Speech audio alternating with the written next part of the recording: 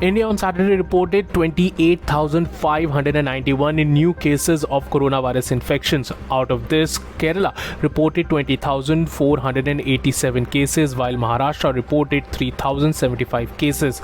The active cases have come down to 3.84 lakh and 338 deaths were reported on Saturday across India. Meanwhile, the total vaccination has reached 73 crore 82 lakh 7,378, out of which 72 lakh 86,883 vaccinations were administered in the last 24 hours. Kerala on Saturday reported 20,487 fresh COVID-19 cases, 22,155 recoveries and 181 deaths. The death toll has reached 22,484 and there are 2,31,792 active cases in the state. The positivity rate is at 15.19%. West Bengal on Saturday reported 752 fresh COVID-19 cases, taking the total tally to 15,56,157. 14 people succumbed to the infection, pushing the state's coronavirus death toll to 18,567 according to the health bulletin.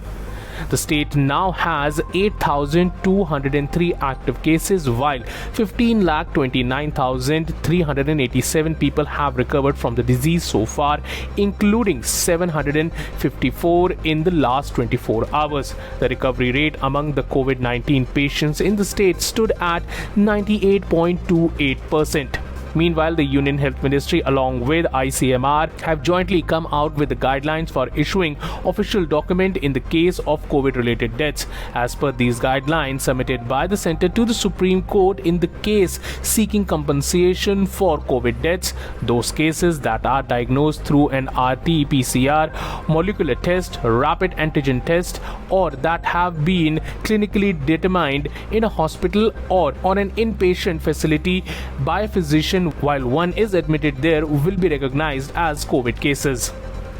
With no COVID-19 deaths being reported in Uttar Pradesh, on Saturday the death toll stood at 22,874, while 14 fresh cases pushed the tally in the state to 17,09,526 according to an official statement. In the past 24 hours, 19 COVID-19 patients have recovered from the disease in the state, taking the total number of recoveries to 16,86,468.